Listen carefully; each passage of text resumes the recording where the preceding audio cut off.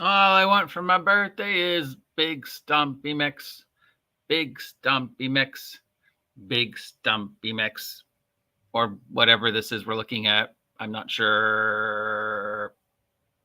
What's up, nerds? It's your boy, the OG GM, coming to you live at 8 o'clock on the dot, the 30th day of July, 2024. It's 62 degrees and sunny here at Site B, and it's Tuesday. And on Tuesday, we look at toys. Specifically, we look at Games Workshop toys. Why? Because I think they're cool most of the time. Now, it's my birthday in a couple days, so I expect you all to get me presents. All right, we've got a few today, not a lot, considering we're going into Gen Con. I expected more, but okay, let's start with this one. So we have Knack, the Will of Nagash, and the Gnarlwood with the Bestial Terractic cohorts. Bestial Terractic cohorts. So these are cohorts for the Bestial Terractic faction, or the faction's name is Terractic, and these are Bestial cohorts. I don't know. Anyways, we've got some dudes. We got this skeleton centaur, I think, yeah, whose arms are a little longer than they should be, at least in this picture. That might be incorrect. Okay, so skeletal centaur, that's definitely new. I don't know if I've ever seen a skeletal centaur before. Weird. I don't know if I've ever encountered one. I wonder why. I need to throw one in. Okay, so skeletal centaur dude with arms that are a little too long. We've got demon puppy.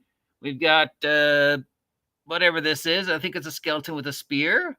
Then we've got what's ever going on with this guy. These two don't really fit in with these guys. I wonder if they're like different factions. We've got Corrupt Chaos Elf, and hiding out here in the back is Corrupt Chaos Elf. Yeah,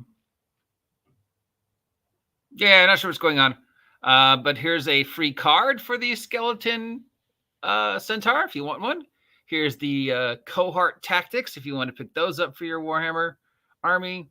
Here's the information on the pup and some other stuff to make this unit a little bit more fun and run these scenarios. Thank you, Warhammer Games Workshop, always for putting free stuff on your channel for us to look at. Again, would have liked to seen some more stuff for game, for Gen Con / Golden Demon, but we make do with what we have.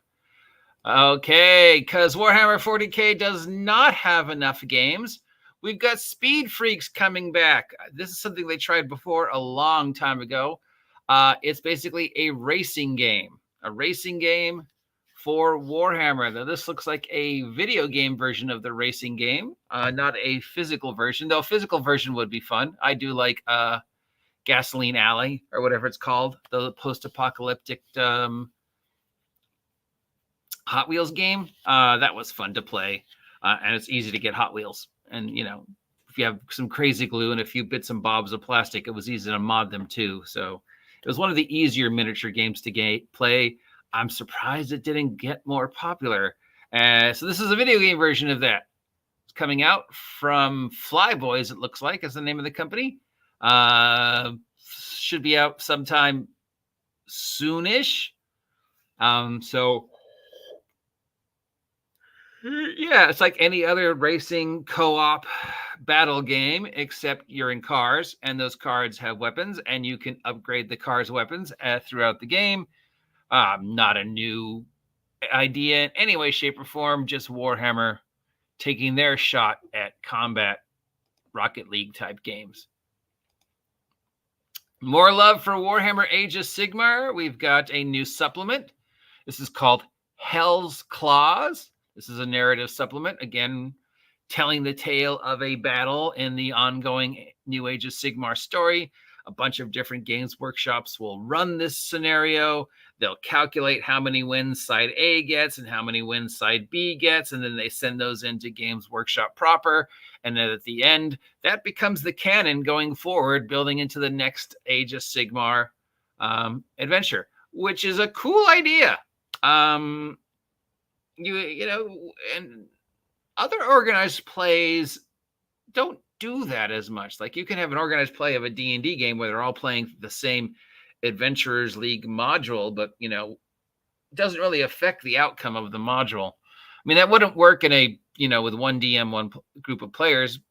But it would work with like several DMs and several groups of players, or one DM with several groups of players, where you could just run the same scenario 2 or 3 different times for 2 or 3 different groups, and then calculate the total of, most likely ends, and then that moves the story on. I like this idea. And then as part of that, we have a Skaven writing a Skaven. Now we just need another Skaven beneath him. That would be, he needs to have a rat on his shoulder. So the Skaven riding a Skaven, who's riding a Skaven, and then there should have been another rat right here, or a bunch of rats right here. If I was doing this picture and I had half this person's talent, that's definitely the way I would do it. So it would be the circle of Skaven, a Skaven on top of a Skaven on top of a Skaven. Then we've got some of these, foggy pictures. Like, I love the amount of work these creators are putting in to create these effects, little fog filters on the cameras, setting up these whole little dioramas. So it's not just a picture of the figure, it's a whole story. I love that. Unless you're trying to show it to other people on the interweb with a crappy computer, then you're just looking at a big fuzzy blob and you're trying to go, okay, what is going on here? But it's our boys, the Stormcast, versus our boys, the Skaven. Love me, my Skaven. Love the Stormcast Eternal. Such a great idea. I need to put them in a game sometime. Okay. Heraldry. An article on heraldry in Warhammer. Who cares? White next preview next White Dwarf. Got a new Blood Angels Codex coming out for 40K. This picture doesn't really do them justice. Here's a better. Yeah, much better. Much better picture than this. This is what you want. If it's a dark picture, you want it on a light background. And if it's a light picture, you want it on a dark background, because you want the colors to pop and you want the character to be the defining feature. So when people see this, they go, I want to buy that. I want to paint that. So yeah, this dude's definitely doing his job. He's got a bolt gun. He's got his armor. He's got his jetpack. He's got a whatever this is. Some kind of mace, I think. Here's this sort of robo angel, or an angel wearing a luchador mask. I don't know. This guy looks cool and scary. Yeah, okay. Angel and luchador mask. We'll just call him that. And here's our angel and luchador mask again with a little bit more close-ups. I love the pauldrons. Look at that. Look at that. It's freaking cool that somebody went to all that time and effort to put these little skulls in and give each skull its little painting and put the little eyes in. It's such a small, insignificant feature, but it just tells you so much about this luchador angel. I know it's not a luchador angel, but that's what I'm calling him, because that looks like a luchador mask. And here's some other guys from these dudes. We got, I guess these are the, your general colonial marines.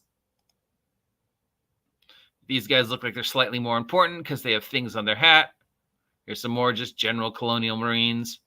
Some more general colonial marines. Slightly more important dudes. And just more of the same. Here's bolt packs, blister packs, I think they're called. We just get bits and bobs to modify your figures so no two look exactly the same. And then here is the big dreadnought for this run. A big, black, bulky, two-legged, top-heavy dreadnought. How can you not love it? Here's what you get with the book. Here's the other version of the book. There you go. Blood Angels for 40K.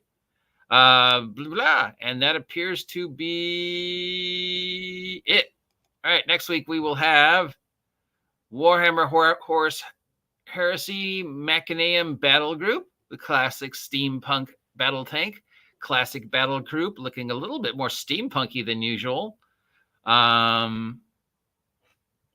little bit more Victorian. These robots are very steampunky, and these dudes are very more steampunk than typical Warhammer look.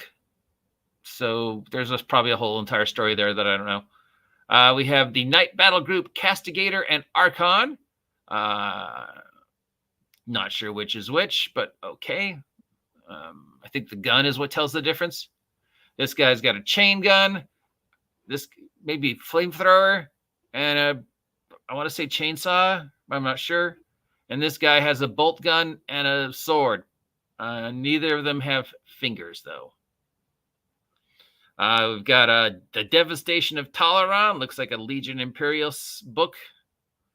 And then the box to run the Devastation of Talaran. More steampunky Warhammer lightning tanks. And you can't have a kaiju battle without a lightning tank. It's just a law. Some more units, more of the steampunking looking classic Warhammer battle tanks, various incarnations. Here's some little Thunderbirds are go looking battle tanks. And for Warhammer, hey, remember what this was supposed to be the year of Warhammer, the old world? Well, I guess they occasionally remember. And here we have some new dwarf units for Warhammer, the old world, looking much more like classic dwarves. Next issue of White Dwarf, upcoming battle reports and freebies at your Games Workshop. Typical end of the week stuff. That appears to be it today. Not much, but which is sort of a surprise considering we're going into Gen Con, but maybe they're waiting after Gen Con to drop the big announcements and the big figures for Golden Demon Award. It's hard to believe we're already halfway through the year since we started this of looking at Warhammer and looking at the Golden Demon stuff.